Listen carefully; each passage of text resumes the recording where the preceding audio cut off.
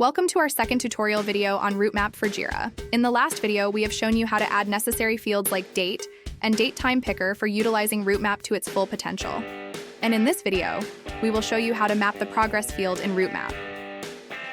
Let's start with company-managed projects. We all know that you can add a custom field to your issue screen to map this progress field to Routemap. But wait, there is no actual progress field in Jira. Don't worry, here is how to do it. Once again, go to the issue page in your project settings. Go to Custom Fields on the left. Now, you will find the Create Custom Field button located in the top right corner. And since there is no progress field, why not make one yourself?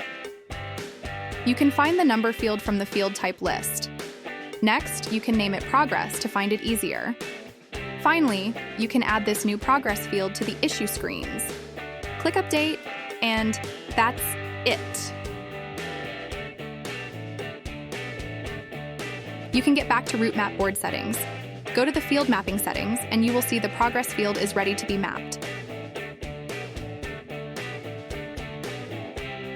Now, whenever you want to make changes to your task progress in Routemap, the progress field in your Jira issues will also be updated accordingly. You can do the same for team-managed projects. Go to your project settings and choose issue types. Then, you can freely select this number field again, add it to either the description or context section, and name it Progress. Finally, click Save Changes. That's how you can add the progress field in Routemap. And we still have more tutorial videos coming right up. Don't miss out.